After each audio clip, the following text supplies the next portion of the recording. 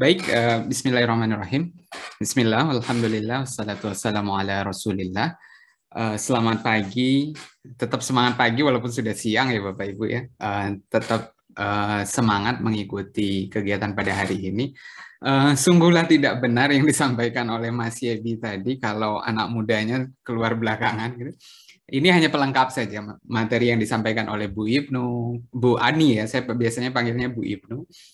Bu Ani dan Pak Agus sudah sangat luar biasa dan saya rasa melihat dari tadi pertanyaan oleh Bapak Ibu, kalau Bapak Ibu menyimak dengan benar, artinya menyimak dengan serius, pertanyaan-pertanyaan tersebut sebenarnya sudah terjawab oleh penjelasan oleh Pak Agus dan Bu Ani tadi gitu ya. Nah, giliran saya adalah berbicara tentang teknologi ya. Nah, tentunya ini juga setiap kali webinar menjadi kesempatan yang menarik karena ketemu dengan banyak orang yang kita tidak pernah bertemu, tapi kita bisa bertemu di layarnya masing-masing. Jadi tatap layar. Ini adalah bentuk dari peran teknologi Bapak Ibu dalam pengolahan sampah. Awal-awal pandemi mungkin kita masih berpikir mungkin nggak ya sosialisasi itu dalam bentuk online. Kok kayaknya nggak mungkin. Enaknya ya duduk di ruangan yang sama, terus kemudian saling ngangkat tangan, aku ngomong, kamu ngomong, dan seterusnya gitu. Jadi ternyata tuntutan kondisi kesehatan dan menjaga satu sama lain untuk beberapa wilayah tertentu mewajibkan kita harus bertemu secara online gitu. Sama Pak Agus, Bu Ani, saya juga dulunya ya bertemu dengan masyarakat secara langsung, gitu ya. Tapi mau tidak mau kita harus menjalankan peran sebagai sosialisator gitu ya, untuk menyampaikan hal-hal kepada masyarakat. Terus memberikan informasi agar pengolahan sampah ini bisa berjalan dengan baik. Dan sebenarnya peran teknologi sudah terjawab nih hari ini, Bapak Ibu semuanya bisa menjalankan teknologi dengan baik gitu ya, bisa menghidupkan suara, mematikan kamera, bahkan memasang background yang kesannya Bapak Ibu berdiri terus di situ, tapi orangnya entah di mana gitu ya. Jadi banyak hal yang kita bisa lakukan saat ini. Oke, Bapak Ibu, kira-kira 20-30 menit ke depan saya akan bicara tentang teknologi. Ada dua hal sebenarnya yang ingin saya bicarakan, peran bank sampah, sehingga kita bisa paham dulu posisi kita ada di mana. Gitu. Kita nggak pede, kita nggak, ya apa sih kegiatan kita bank sampah yang ada di lingkungan kita masing-masing, gitu. Tapi ternyata membawa peran yang besar terhadap sistem pengolahan sampah secara nasional. Gitu. Dan mudah-mudahan materi yang nomor 1 ini bisa meningkatkan kepercayaan diri kita terkait dengan pengolahan sampah. Nah, terus kemudian yang kedua adalah teknologi pengolahan sampah. Jadi kadang kala begitu ada materi tentang teknologi kita udah takut duluan gitu. Padahal sebenarnya juga tidak gitu. Yang mungkin saya akan ngobrolkan siang hari ini juga sebenarnya sudah diterapkan oleh Bapak Ibu semuanya kan, sudah diterapkan oleh Pak Agus, sudah diterapkan oleh Bu Ani. Gitu. Nah, yang pertama peran bank sampah. Tadi Pak Agus sudah panjang lebar bicara tentang regulasi. Saya nggak mau ketinggalan juga nih Pak Agus bicara tentang peran bank sampah terkait dengan pengolahan sampah. Jadi di Indonesia ini ada dua bagian besar, Bapak Ibu. Ada dua bagian besar terkait dengan pengolahan sampah. Yang pertama adalah penanganan. Ya. Ini istilah regulasi sih sebenarnya. Tapi kita sebagai pelaksana di lapangan setidaknya punya wawasan yang sama. Gitu. Jadi kita berpikir dengan frekuensi yang sama. Gitu. Kenapa banyak pengolahan sampah tidak berhasil? Mungkin saja cara berpikirnya tidak di frekuensi yang sama. Ibarat kita setel radio, Bapak Ibu ya. Siapa yang sekarang masih setel radio? Yang kita putar frekuensinya. Oh, kita pingin 101,7 FM nih ya. Sebelah kita pencetnya apa? 101,6. Nggak nyambung gitu. Jadi dalam pengolahan sampah yang paling penting itu adalah nyambung dulu. Satu visi gitu. Saat Bapak Ibu akan memulai bank sampah, Bapak Ibu tahu peran bank sampahnya ada di mana gitu. Sehingga Bapak Ibu begitu ketemu masalah akan terjawab permasalahannya. Jadi balik lagi visi kita harus jelas, frekuensi kita harus jelas.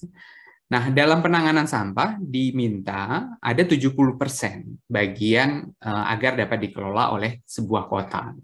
Penanganan itu mulai dari pemilahan, pengumpulan, pengangkutan, pengolahan, pemrosesan akhir. Ya, kalau kita bilang kita sebagai orang awam misalnya ya, sebagai masyarakat biasa, walaupun yang hadir hari ini ada juga Bapak Ibu dari instansi pemerintahan, ini menjadi bagian tanggung jawab dari pemerintah, Bapak Ibu. Mulai dari pemilahan, pengumpulan, pengangkutan, dan seterusnya. Tapi kita sadar bahwa pemerintah ini nggak bisa jalan sendiri. Ya, memang harus bergandengan tangan dengan kita semuanya agar bisa berhasil. Coba bayangkan Bapak Ibu, sebelum kita bicara pemrosesan akhir, sistem ini nggak akan jalan, nggak akan berhasil kalau tidak diikuti dengan kegiatan pemilahan. Akan ada banyak tanda kutip ya, omong kosong tidak akan berhasil kalau pemilahannya tidak jalan. Nah, siapa yang memilah sumber sampah? Berarti kita ada di sana gitu ya. Jadi ada tanggung jawab kita yang luar biasa untuk memilah sampah sehingga bisa dikumpulkan, bisa diangkut ke tempat lain, bisa diolah sesuai dengan teknologi yang dipilih, dan bisa diselesaikan secara akhir dan ramah lingkungan. Berarti ada tanggung jawab kita juga di sana. Ini harus satu visi dulu. Terus kemudian bagian yang kedua Bapak Ibu adalah bagian pengurangan. Pengurangan temannya penanganan ya, pasang-pasangan, diciptakan saling berpasangan. 70%, pengurangan 30%. Nah, ranahnya kita, si bank sampah ini, Bapak Ibu, bukan bank Toib, bank-bank yang lain, tapi bank sampah, pengurangannya ada 30%. Pembatasan timbulan sampah, daur ulang, pemanfaatan kembali. Gitu. Jadi area bekerjanya kita itu ada di sini. Ada di sini. Nah, ini apakah sekedar regulasi di tahap pemerintahan saja? Tidak, Bapak Ibu. Ini diturunkan semuanya. Jadi, balik lagi tadi, kita harus satu frekuensi dulu. Gitu. Nah, dikembalikannya di mana, Bapak Ibu? Di sini. Gitu. Mas Yebi, saya cek dulu apakah screen saya jalan? Jalan, Pak Hijrah. Oh, jalan ya. Oh, saya perlu cek. Nah, penanganan dan pengurangan 30% dan 70% ini diturunkan, Bapak Ibu. Jadi pemerintah daerah sama pemerintah pusat wajib melakukan kegiatan pengurangan dan penanganan ini. Dengan cara apa? Menargetkan. Ada target yang harus dicapai sampai 2025. Nah, turunannya apa? Ini implikasi dampak hukumnya adalah keluarnya Jakstranas dan Jakstrada, kebijakan dan strategi nasional dan kebijakan strategi daerah terkait dengan aktivitas pengolahan sampah. Jadi yang kita anggap sepele, yang kita anggap di rumah kita, di komplek kita saja, ternyata ini berlaku secara nasional. Nah, tentunya kita butuh nanti hal-hal yang sangat krusial. Nah, ini diatur Bapak Ibu oleh Perpres 97 tahun 2017. Ada angka-angkanya. Walaupun Bapak Ibu berpikir, ya itu kan cuma sekedar angka. Ya saya setuju, kadang-kala ini hanya sekedar angka, tapi ini juga menjadi, tadi, kita harus satu frekuensi untuk menetapkan bahwa sekecil apapun yang kita lakukan akan berdampak terhadap 100% pengolahan sampah. Kira-kira gitu ya Bapak Ibu. Nah, selanjutnya apa? Hingga menghasilkan produk-produk hukum. Gitu ya. Nah, ini saya ambil cuplikan beberapa regulasi Bapak Ibu yang ada di wilayah Yogyakarta. Ada Kabupaten Sleman, Kabupaten Bantul, Kota Yogyakarta, Gunung Kidul, Kulon Progo, dan seterusnya. Yang Bapak Ibu mungkin dari luar daerah akan tidak terlalu familiar dengan nama-nama ini. Nah, angka-angka tadi itu dituangkan dalam kebijakan daerah. Ada peraturan bupati, ada peraturan wali kota, sampai peraturan gubernur untuk menetapkan target. Jadi, kalau kita bicara bank sampah kita, ya kita tinggal ya on the right track, gitu ya, di jalan yang benar, gitu. Bahwa kita punya sesuatu peran yang luar biasa untuk mewujudkan pengolahan sampah yang baik yang dicita-citakan. Jadi kita buang deh anggapan kita bahwa aturan itu dibuat memang untuk dilanggar. Nah, sudah tidak zamannya lagi kita berbicara seperti itu. Ini era 2021. Kita harapkan semua orang bisa taat, gitu ya, bisa taat agar pengolahan sampah kita menjadi lebih baik. Nah, tentunya hari ini kita berbicara dengan Bapak Ibu pejuang-pejuang lingkungan di daerahnya masing-masing, sehingga sangat mungkin kalau kita bicara sevisi, semisi, sefrekuensi, pengolahan sampah di Indonesia akan lebih baik nanti. Jadi Bank sampah itu disebut baik seperti apa gitu ya? Bank sampah disebut baik dan memiliki dampak terhadap wilayahnya adalah bank sampah yang memiliki sistem administrasi yang baik ya. Tadi sudah dijelaskan oleh Bu Ibnu, Bu Ani, jangan tunda mencatat, nanti lupa gitu ya. Hari ini buka bank sampah gitu ya. Terus kemudian baru nyatat minggu depan. Akhirnya Bu Pon tadi jadi Bu Ponira atau Bu Poniman gitu. Sama-sama Bu Pon tapi orangnya beda gitu. Nah, terus kemudian memiliki sistem catatan yang efektif dan efisien. Bapak Ibu, Bu Ani menyerahkan model pencatatan yang disampaikan. Di dalam materi yang Bapak Ibu bisa request nanti, kita sampaikan ada Excel-nya. Ya. Excel-nya Bu Ani sampaikan boleh di-share. Gitu. Kita sampaikan Excel-nya dan bisa dipakai. Ya. Tapi kalau menurut Bapak Ibu, tadi disampaikan oleh Bu Ani juga, kalau merasa tidak, oh kayaknya agak ribet nih, silakan dimodifikasi sesuai dengan kondisi Bapak Ibu semuanya. Artinya, Bapak Ibu punya pemahaman yang baik terhadap pencatatan tersebut. Ya, pinginnya tidak memberatkan. Gitu. Udah ngajak masyarakat berat, suruh nyatat lagi macam-macam, ya kapan bank sampahnya akan jalan. Gitu. Tapi kalau bank sampahnya jalan, itu kita juga sibuk. Ya. Untung bank sampah kita nggak jalan, gitu. Artinya tetap di tempat. Kalau jalan-jalan malah kita ngejar-ngejar bank sampah, maka malah akan repot lagi. Gitu. Nah, kemudian yang ketiga adalah memiliki petugas pencatatan yang dapat diandalkan. Nah, ini bagiannya ya. Kalau lihat tadi sebenarnya kita harus optimis Bapak Ibu. Kalau lihat Bu Ani itu tadi SPT ya, Sarjana Peternakan atau Pertanian Bu ya, Peternakan ya. Tapi bisa memiliki sistem pencatatan yang baik dan beliau sudah memulai. Artinya pencatatan yang baik dan petugas pencatatan yang baik ini kalau punya basic ilmunya akuntansi, manajemen, nggak masalah. Tapi artinya bisa dipelajari, gitu ya. Bisa dipelajari oleh siapapun asal mau, gitu. Asal mau. Jadi carilah orang-orang yang mau belajar terkait dengan pencatatan untuk mendukung pengolahan sampah yang baik, kira-kira. Nah, ini materi saya di pertemuan 2 minggu yang lalu, Bapak Ibu. Tapi Bapak Ibu kalau yang belum ikut, boleh lagi nih. Lihat video lengkapnya di ini, Bitly Streaming Solusi Bank Sampah. Atau Bapak Ibu yang sudah subscribe YouTube-nya Project B Indonesia akan bisa lihat nih. Habis video hari ini, di bawahnya ada video tentang Bank Sampah kemarin. Saya mencoba membahas kupas tuntas, tentunya versi saya, Bapak Ibu ya. Sejauh mana sih masalah-masalah yang ada di bank sampah di breakdown satu-satu beserta dengan solusinya. Nah, di dalam materi yang kemarin saya kelompokkan ada pengolahan bank sampah di awal pelaksanaan, ada input bank sampah, ada proses bank sampah. Nah, di output dari bank sampah tersebut dinilai kinerjanya dari apa? Dari produk. Dari jumlah sampah yang bisa dikumpulkan oleh bank sampah. Nah, gimana cara menilai kinerjanya kalau kita nggak punya catatan yang baik? Berapa nih, Bu, kinerja bank sampahnya bulan ini? Nggak tahu, saya belum jumlahin. Ya, gimana bisa dapat bantuan? Gimana dapat fasilitasi yang baik? Sementara Bapak Ibu tidak menghadirkan suatu nuansa pencatatan yang baik juga. Jadi kita harus sama-sama nih. Ya. Kemudian yang kedua adalah dilihat lagi kinerja dari bank sampahnya adalah perkembangan pelanggan bank sampah. Nah, ini juga ternyata menjadi penting ya. Bagaimana bisa tahu apakah bank sampah ini jalan atau tidak berdasarkan apa? Jumlah pelanggan yang terus harapannya naik. Ada grafik tadi ya, terus dilakukan sosialisasi, ada inovasi, sehingga apa? Bisa tertarik orang. Barulah yang ketiga bonusnya adalah nilai ekonomi. Saya sebut nilai ekonomi ini sebagai bonus gitu. Artinya saya yakin Bapak Ibu dalam keterlibatannya dalam bank sampah bukan mengedepankan nilai ekonomi, gitu. Tapi ada kebersihan lingkungan, kesehatan masyarakat. Nah, bonusnya setelah kita kerjakan semua tadi, ada 3 poin yang dijelaskan oleh Pak Agus tadi.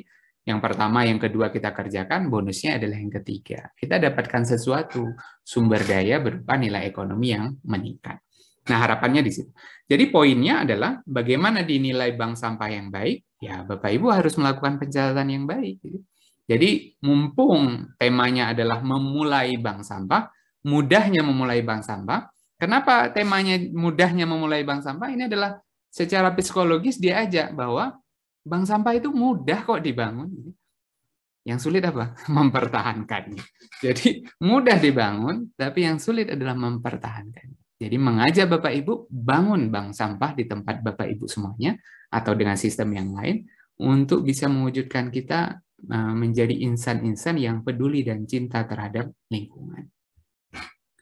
Nah, peran-peran bank sampah tadi, bank sampah pastinya yang pertama mengubah mindset masyarakat, Bapak Ibu ya. Dari yang tidak peduli menjadi peduli, dari yang tidak tahu menjadi tahu. Oh kok saya merasa masyarakat susah banget ya, diomongin tetap bakar sampah, tetap tidak pilah sampah. Bapak Ibu perlu tanya sama diri Bapak Ibu sendiri. Sejauh mana Bapak Ibu melakukan sosialisasi terhadap ketidakpedulian masyarakat tersebut? Satu kali apakah kita langsung simpulkan bahwa masyarakat kita susah untuk diajak? Jangan-jangan kita perlu ratusan kali untuk mengajak. Mungkin ada ajakan kita yang ke-99 yang mengena dan orang yang kita ajak mendapatkan hidayah untuk peduli terhadap sampah. Jadi jangan bosan-bosan untuk mengajak Bapak Ibu. Jangan menyerah. Kalau pengelola sampah menyerah di tengah jalan, bisa dibayangkan orang yang diajak pun akan menyerah sebelum mereka mulai. Ya. Yang kedua adalah bank sampah memberdayakan, empowerment Bapak Ibu. Jadi memberdayakan kelompok remaja, ibu-ibu dapat berkarya dan bermanfaat. Jadi nggak sekedar ngomongin sampah, dari bank sampah bisa macam-macam. Bisa tabung emas, bisa bayar token listrik, bisa macam-macam. Jadi memberdayakan. Yang pastinya pemberdayaan ini juga harus dibungkus dengan kegiatan ekonomi. Jadi bisa bermanfaat untuk masyarakat, gitu ya. Dan pastinya setelah semuanya berjalan, bank sampah menjadi agen kita untuk menjaga lingkungan kita. Terkesan teoritis, tapi dari teoritis ini kalau kita resapi bersama, kita pahami bersama, kita jalankan sesuai dengan target kita masing-masing dan satu frekuensi, saya yakin tidak ada bank sampah yang tidak berhasil untuk dijalankan, ya. Baik Bapak Ibu, jika dikelola dengan syarat dan ketentuan tadi, gitu ya, dengan baik, gitu ya, bank sampah akan menjadi inovasi dalam pengolahan sampah daerah. Ya. Terukur kinerjanya, jumlah sampah jelas, jumlah orang yang terlibat jelas, bermanfaat untuk manusia dan lingkungan, ya. Kemudian eksis dan berkembang. Tidak tinggal papan nama saja, tidak tinggal struktur organisasi saja yang ditempel, tapi tidak pernah buka bank sampah. Jadi kita lihat lagi apakah kita sudah menjalankan berbagai macam tuntutan yang dikerjakan tadi. Nah, mudah-mudahan ini bisa menyemangati kita semuanya di sisa-sisa waktu ini, Bu. Jadi tugasnya saya di belakang, ya tugasnya mudah-mudahan bisa menyemangati Bapak Ibu semuanya menjalankan fungsi kita masing-masing. Ini peran. Kemudian yang kedua Bapak Ibu, yang kedua kita akan bicara tentang teknologi. Teknologi dalam pengolahan bank sampah. Apa saja ya yang mungkin diwujudkan menjadi sebuah teknologi di sana. Nah, kalau kita lihat di sini, kita bagi proses tumbuhnya bank sampah, Bapak Ibu ya. Walaupun materi hari ini sebenarnya lebih ke memulai, ya, memulai bank sampah. Belum kita bicara mengembangkan, merawat. Walaupun Bapak Ibu boleh bertanya nanti. Nah, saat kita bicara proses tumbuhnya bank sampah, ibarat kita tanam benih, terus kemudian kita kasih pupuk, kita rawat, kita ambil tanaman-tanaman yang tidak kita butuhkan, terus kemudian dia akan membesar. Saat membesar dikasih lagi tambahan nutrisi lagi, kemudian berkembang. Oh, bank sampah saya nggak jalan lagi setelah 2 tahun dan seterusnya. Ada pupuk yang kita berikan, ada siraman air yang kita berikan, layaknya proses tumbuh bank sampah. Kalau tidak ya wajar saja.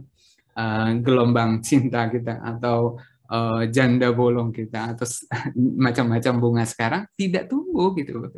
Jadi perlu dirawat, ibaratnya kita sedang merawat tanaman. Jadi ibu-ibu perlu memulai kemudian merawat dan mengembangkan. Kalau sesuai jalur ini Bapak Ibu ya. Oke, mohon maaf ini ada saya tampilkan aja semuanya. Nah, bagaimana peran teknologi dalam bank sampah? Kan kalau diceritakan tadi bagaimana membentuk bank sampah, ada sebuah kebutuhan, kemudian dibentuk tim penggerak, kemudian sosialisasi di masyarakat, kemudian upgrade tim penggeraknya, suruh ikut webinar ya, webinarnya Project B, pesan sponsor. Kemudian disusun administrasi yang baik terhadap pengolahan sampah, kemudian mencari mitra pengepul, cari di mana gitu. Di kota kita banyak sekali ya aktivitas pengepulan. Kemudian dilaksanakan, dievaluasi, diperbaiki berkelanjutan. Di mana saja porsi hadirnya teknologi, Bapak Ibu? Bisa disosialisasi, bisa diadministrasi, bisa di pelaksanaan atau perbaikan berkelanjutan sebagai bentuk inovasi kita. Jadi hadirnya teknologi ini bisa di macam-macam. Jadi jangan khawatir, teknologi ini nggak akan bisa dimanfaatkan. Semenjak banyaknya sekolah dari rumah, ya kerja dari rumah, orang baru sadar, oh ternyata kita sudah pakai teknologi. Gitu ya. Saat pakai WA, orang nggak bilang kita sudah pakai teknologi. Pada WA, dulu bayangkan Bapak Ibu telepon mungkin angkanya pencet-pencetan ya, ringtone-nya masih poliponi. Gitu ya. Kita pencet terus kemudian bisa memanfaatkan panggilan 3 detik gratis itu ya. Kamu di mana kabarnya? Dan nanti dia balas lagi. Tapi kita sedang berada di zaman yang berbeda. Artinya teknologi sudah menjadi santapan rutin kita setiap hari. Jadi jangan alergi dengan teknologi, Bapak Ibu ya. Jangan khawatir. Nah, kita akan contohkan bagaimana ya peran teknologi dalam bank sampah. Sosialisasi. Ada teknologi dalam pendekatan ke masyarakat. Siapa tahu masyarakat yang kita anggap, kok si ini nggak mau ikut ya sosialisasi, sibuk terus sih. Mungkin dengan pendekatan teknologi, kita bisa masuk ke orang-orang ini. Jadi nggak saatnya lagi orang akan duduk di dalam satu ruang yang sama, kemudian kita jelaskan dan kita harapkan mereka mengerti. Kita sudah sampai di tempat, di waktu yang orang tidak lagi perlu belajar dalam ruang yang sama. Nah, contohnya hari ini ya, Bapak Ibu bisa duduk di mana saja. Jadi, teknologi dalam rangka pendekatan ke masyarakat. Kemudian sistem administrasi. Teknologinya apa? Digitalisasi proses administrasi. Ini semakin diminati saat ini. Jadi, bentuk administrasinya dirubah dalam bentuk digital. Susah? Enggak, Bapak Ibu. Ini hanya proses saja kok. Sehingga akan menghadirkan suatu pola pikir yang baik terhadap penggunaan teknologi. Nah, pelaksanaannya apa? Kita mengoptimalisasi berbagai macam teknologi pengolahan. Kita akan coba lihat satu-satu, Bapak Ibu ya. Mudah-mudahan waktunya masih cukup ini. Kira-kira 10 menit lagi lah ya. Saya sebut di sini, kalau industri kan ada 4.0, Bapak Ibu. Saya ingin juga bank sampah ada 4.0. Kita harus masuk. Saat ngomongin sampah, mindset-nya udah luar biasa. Rendah banget kita. Bapak Ibu kerja di mana? Saya di bank. Bank apa? Bank sampah. Gitu. Orang ketawa dulu. Dia nggak tahu bank sampah ini gimana prosesnya. Luar biasa kita bentuknya. Jadi kita harus pede dulu. Bank sampah akan masuk ke era 4.0. Ya. Era digitalisasi yang luar biasa. Nah, kita lihat satu-satu Bapak Ibu ya. Kita lihat yang sebelah sini dulu lah, sosialisasi ya. Saya lupa nutup yang ini ya. Nah, sosialisasi dulu deh, yang kiri. Yang pertama adalah kita mencoba untuk menghadirkan variasi pendekatan kepada masyarakat, Bapak Ibu.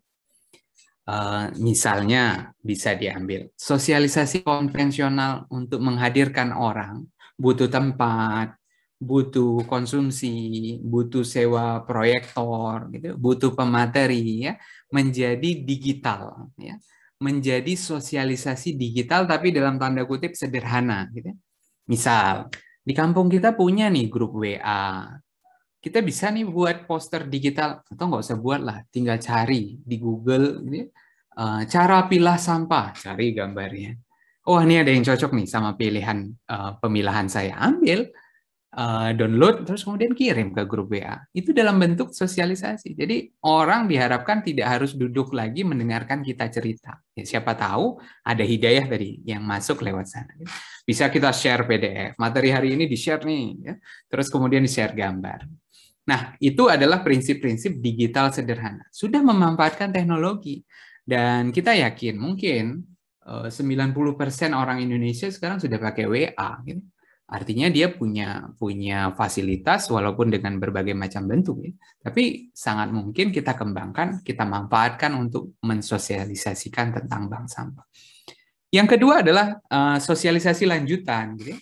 Digital lanjutan. Yang tadi sederhana kita rubah jadi lanjutan.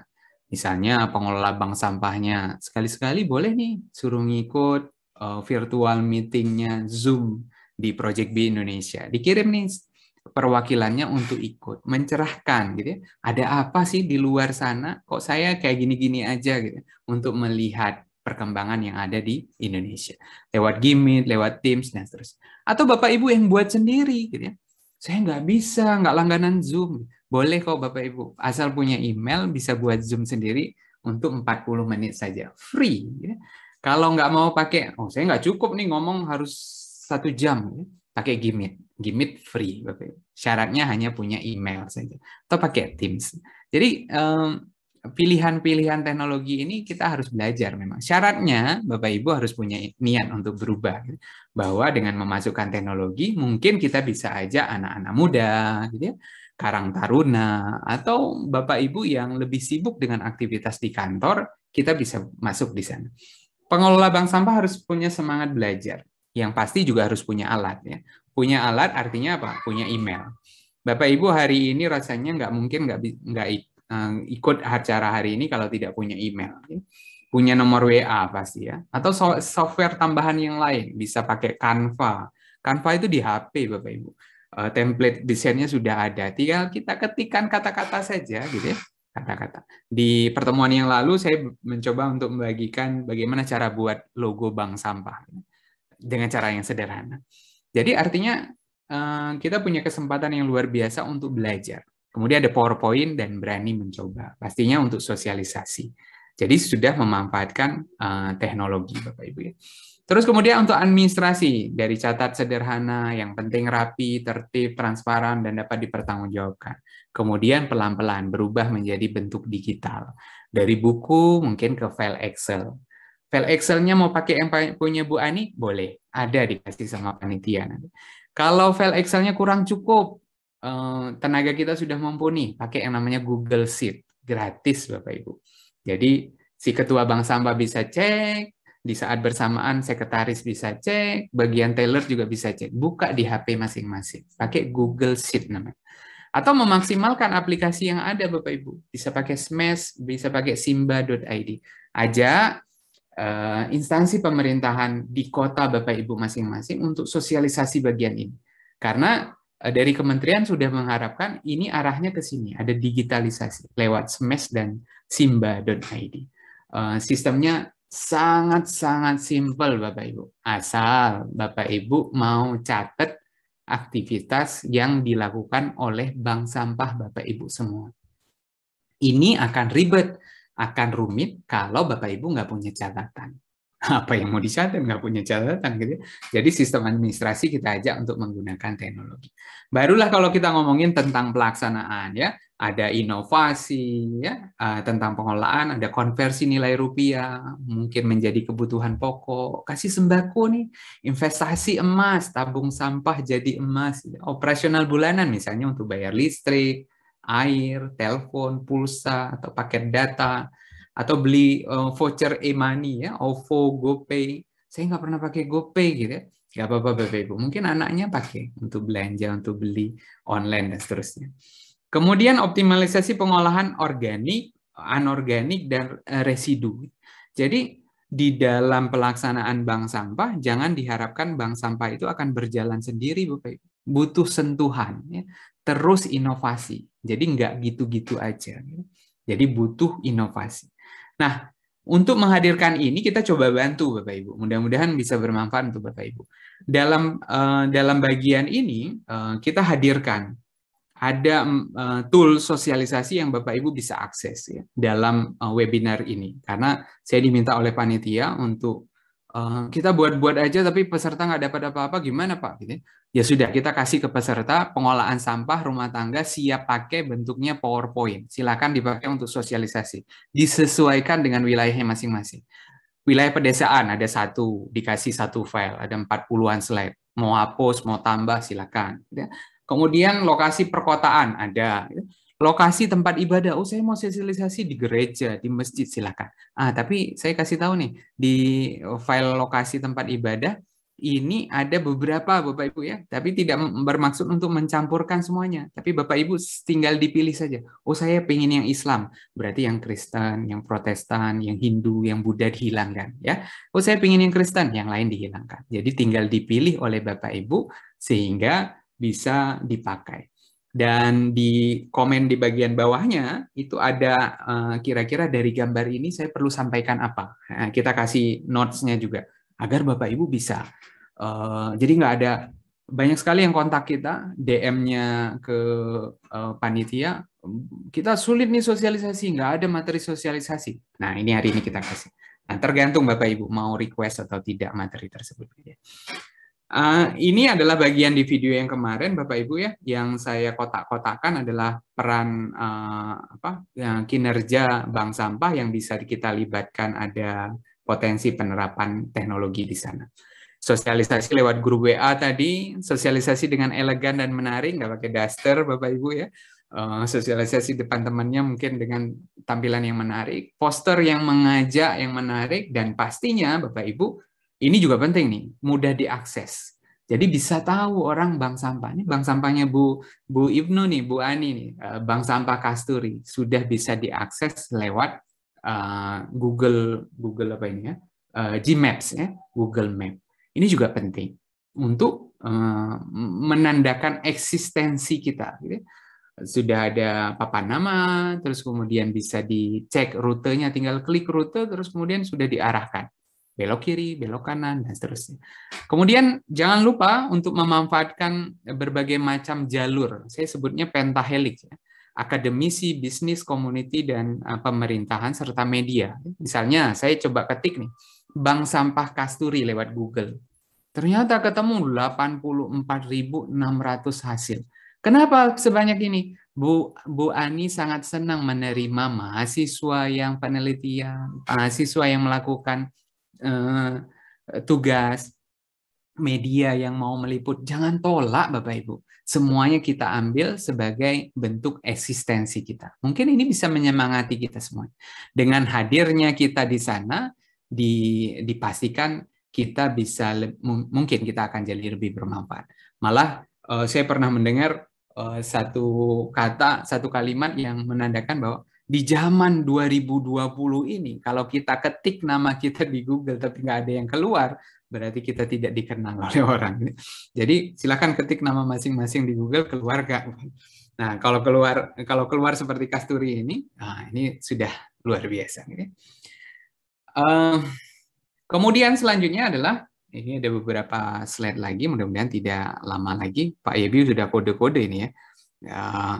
Ini adalah porsi-porsi yang bisa masuknya teknologi, Bapak Ibu ya. Fasilitas bank sampah, strategi pengelola, dan pengelola juga butuh inovasi dari program-program.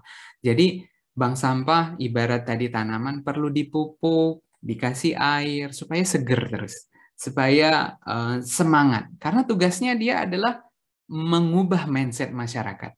Bagaimana mengubah mindset masyarakat sementara petugas pengelolanya melempem, tidak semangat, tidak penuh gairah, ya, girohnya kurang, dan seterusnya. Jadi perlu dikasih sentuhan-sentuhan hal yang baru dan semangat belajarnya juga harus tinggi. Nah, mungkin ini yang bisa saya sampaikan, nanti kita lanjutkan di dalam bagian diskusi. Silakan Bapak Ibu yang ingin kita bisa berkontak lebih lanjut, silakan Bapak Ibu bisa mengikuti beberapa channel media sosial yang saya miliki. Ada Instagram, silakan untuk nggak terlalu formal mungkin, atau bisa via email kalau ada pertanyaan yang lebih panjang yang ingin diselesaikan, atau kontak bisa ke teman-teman lewat nomor WA yang sudah share link Zoom pada kesempatan hari ini. Tentunya materi saya sangat banyak kekurangan dan mudah-mudahan bisa memotivasi termasuk saya sendiri untuk pengolahan sampah yang lebih baik. Akhir kata, dari saya mudah-mudahan bisa dipahami dan bisa bermanfaat untuk Bapak Ibu. Mohon maaf jika banyak kekurangan. Wabillahi taufiq wal hidayah. Wassalamualaikum warahmatullahi wabarakatuh.